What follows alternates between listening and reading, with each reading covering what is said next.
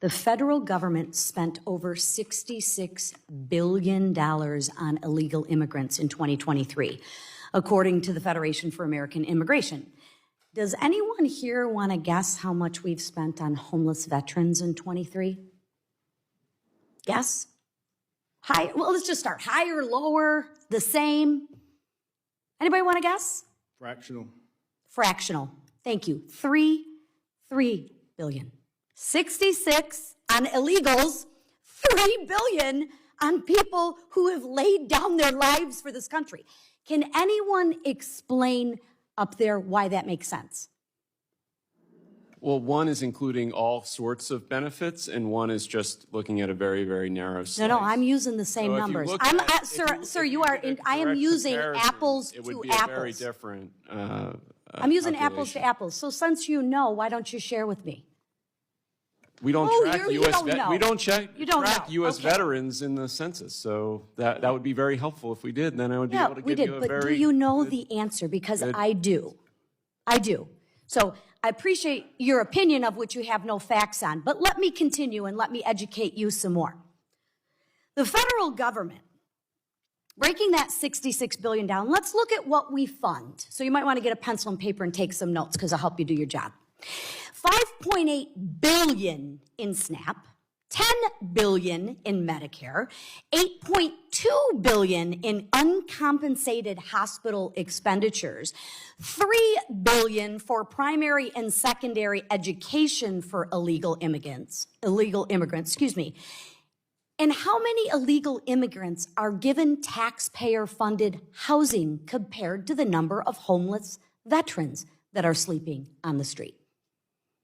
You don't know because you don't want to know. You don't want to see the numbers. Well, I do, and I can share with you the American people do. Because I'll share with you, the people in my district in Michigan of the 9th District, we care about our homeless veterans. We care about our veterans. And yes, we care about them a little bit more than we care about people who have broken the law to get here illegally. So I actually have some suggestions and maybe some answers on how to fix it. Instead of $66 billion, here are a couple things we could spend. The White House has requested $13 million for the National Call Center for homeless veterans.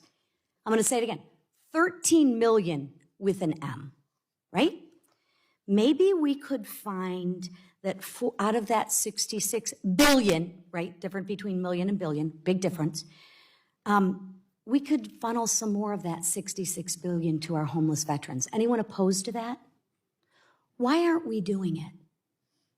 Why aren't we doing it? Anybody got an idea? Anybody got an idea? Why we're not, God bless you, why we're not doing it? I'll tell you why we're not doing it, because the Biden administration does not want to do it. Am I correct? Am I incorrect on that? I didn't think so. This year's budget request from the White House asks for $17.2 billion in mental health spending for veterans. That $10 billion we lose to Medicare spending would surely benefit to struggle with the mental health issues. So why don't we do this? America's a very charitable country. Why don't we take care of our own first? Anyone see a problem with that? Why don't we? I'll tell you why we don't. Because the Biden administration doesn't want to do that. It's maddening to me. The White House budget requested for caregiver support programs not $2.9 billion.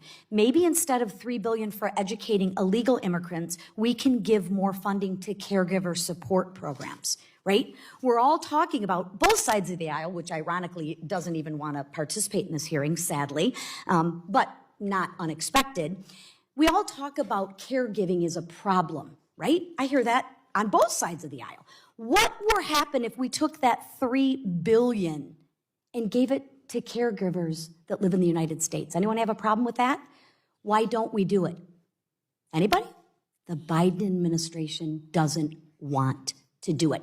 And you play games with your facts. And you play this shell game. Well, I'm going to share with you, the American people are not fooled, and they are frustrated and fed up with it.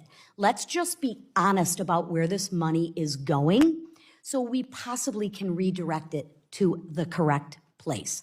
Let's start with our veterans. Thank you. And with that, Mr. Chairman, I yield back.